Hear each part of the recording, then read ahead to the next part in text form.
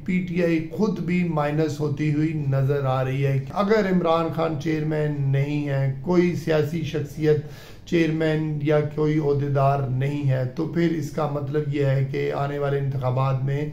PTI कहीं बज़ाहिर नज़र नहीं आ रही। बिस्मिल्लाहिर्रहमानिर्रहीम। नाजरीन, मैं हूँ सलीम शेख। आज हम जिस मौजू पर बात करेंगे वो मौजू है पीटीआई के चेयरमैन की जो है वो अब इंतखाबात भी होने जा रहे हैं और उस इंतखाबात में जो है इमरान खान ने पीटीआई के चेयरमैन के तौर पर इंतखाबात ना लड़ने का फ़ैसला भी कर लिया है और इसका बाज़ाब्ता तौर पर ऐलान भी कर दिया गया है कि बैरिस्टर गौहर खान जो है वो चेयरमैन के उम्मीदवार होंगे। और दूसरी बात जो हम करेंगे वो पीटीआई के चेयरमैन की अहलिया यानी बुशरा बीबी और उनके वकील लतीफ़ खोसा की ऑडियो के हवाले से, जिसमें उन्होंने जो है वो नंद भावज का जो झगड़ा है वो मंजर आम पर आ गया है और उसमें उन्होंने अपनी जो शिकायत है बुशरा बीबी ने वो इमरान खान से भी की हैं और साथ साथ जो है वो लतीफ़ खोसा जो वकील हैं उनको बताया है कि हमारी मुलाकात हुई है और उस मुलाकात में जो है वो ऐसी बात पहुंच गई कि जिससे जो है वो लगता है कि घर में जो है वो लड़ाई हो गई है। जैसे आम घरों में नंद भावज की लड़ाई होती है, इसी तरह जो है वो पीटीआई के जो चेयरमैन है इस वक्त हो सकता है कि 2 दिन बाद वो चेयरमैन ना हो। उनकी अहलिया और उनकी इमरान खान की बहनों के दरमियान जो लड़ाई हुई है वो भी, उसकी ऑडियो भी मंजर आम पर आ गई है और उससे बज़ाहिर ये लग रहा है कि अब जो है जो बुशरा बीबी हैं वो ये चाहती थी या चाहती हैं कि जो राज पहले से वो करती आ रही हैं, चाहे वो इमरान खान जब वज़ीर आज़म थे और वज़ीर आज़म नहीं रहे तो उनका ही राज था इमरान खान के ऊपर और घर पर भी और हुकूमत में, और वो चाहती हैं अभी भी वो जो राज है बरकरार रहे। अलीमा खान और दिगर बहनों ने जो है वो लतीफ़ खोसा से कहा कि आपको जहर वाली बात का जिक्र नहीं करना चाहिए था, जबकि इमरान खान जो है वो खुद से कह चुके हैं कि मुझे जहर दिया जा सकता है। तो लिहाजा सूरत हाल ये है कि इमरान खान जो है वो जहर के हवाले से खुद क्लियर हैं और ये कह भी चुके हैं कि अगर मुझे कहीं नुकसान हो तो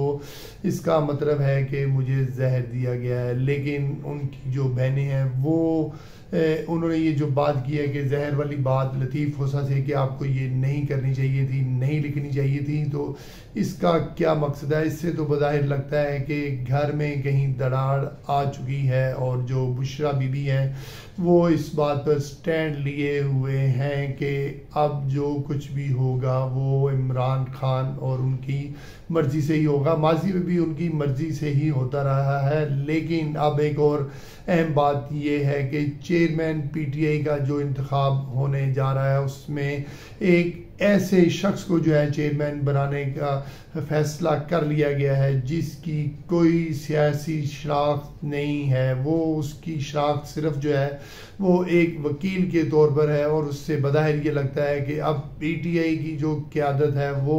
वकला के सुपुर्द हो जाएगी और कोई सियासी चेहरा जो है वो पीटीआई के पास नहीं होगा और इससे हो सकता है कि ये जो इमरान खान को माइनस करने का फार्मूला था वो तो इंजाम पाएगा ही पाएगा, लेकिन पीटीआई खुद भी माइनस होती हुई नज़र आ रही है क्योंकि सियासी जमात के लिए जो है वो किसी सियासी चेहरे का सामने होना जो है वो बहुत ज़रूरी होता है। लेकिन यहाँ सूरत हाल ये है कि पीटीआई में जितने बड़े सियासी नाम थे वो तो सियासत छोड़कर किसी और पार्टी में जा चुके हैं। ज़्यादातर जो है वो आईपीपी में चले गए हैं, कुछ ने सियासत मुकम्मल तौर पर छोड़ दी है और अगर कुछ रह गए हैं तो उनके हिस्से में जो है वो पीटीआई की चेयरमैनशिप नहीं आई। और ये इससे बज़ाहिर ये भी लगता है कि इमरान खान ने खुद को जो है वो बचाने के लिए कोई शायद ऐसी अनअनाउंस्ड डील की है जिससे वो शायद समझते हो कि आने वाले दिनों में जो है वो उनको कोई सियासी फ़ायदा हो सकता है। लेकिन मैं ये समझता हूँ कि 8 फरवरी 2024 को जो इंतखाबात होने जा रहे हैं उससे जो है इमरान खान के इस फैसले से जो है वो पीटीआई को तो बहुत बड़ा नुकसान होगा और इमरान खान को भी बहुत बड़ा नुकसान होगा, क्योंकि वोट जो हैं वो पाकिस्तान में शख्सियत की बुनियाद पर पढ़ते हैं। अगर इमरान खान चेयरमैन नहीं है, कोई सियासी शख्सियत चेयरमैन या कोई ओहदेदार नहीं है, तो फिर इसका मतलब यह है कि आने वाले इंतखाबात में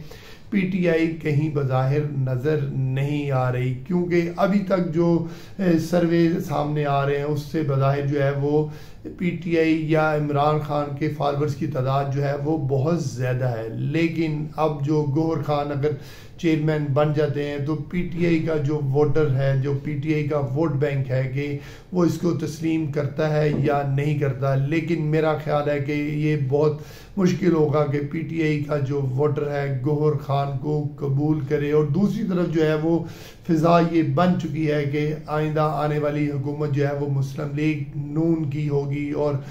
उससे बज़ाहिर ये लग रहा है कि जो नवाज शरीफ हैं उनको जो है इवन फील्ड रेफरेंस से जो है वो बरी तो हो गए हैं। अब अल अजीज़िया रेफरेंस रह गया है, उसमें भी जो है राना सनाउल्लाह कल अपनी जो है वो टॉक में कह चुके हैं कि अब आइंदा अगले 1-2 रोज़ में जो है नवाज शरीफ उससे भी बरी हो जाएंगे। अगर नवाज शरीफ बरी हो गए तो फिर जो नवाज शरीफ के हवाले से बज़ाहिर ये बात की जा रही थी कि अगले वज़ीर आज़म नवाज शरीफ होंगे, तो उनके रास्ते में जो एक दीवार थी वो ख़त्म हो गई है। और साथ ही एक और बात जो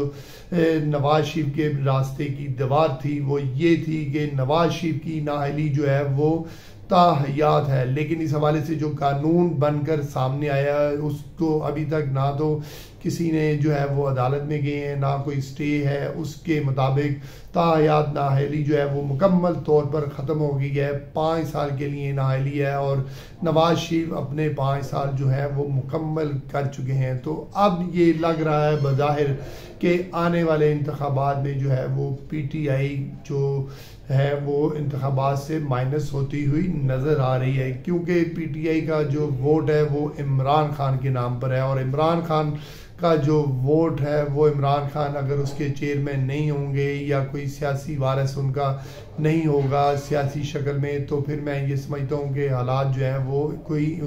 पीटीआई या इमरान खान के लिए जो है वो इतने बेहतर नहीं है। और दूसरा जो घर की लड़ाई जो है वो मंजर आम पर आई है, ये भी कोई अच्छा शगुन नहीं है। जी आज तक के लिए इतना ही, आपसे फिर मुलाकात होगी। सलीम शेख को इजाज़त दीजिए, अल्लाह हाफिज़।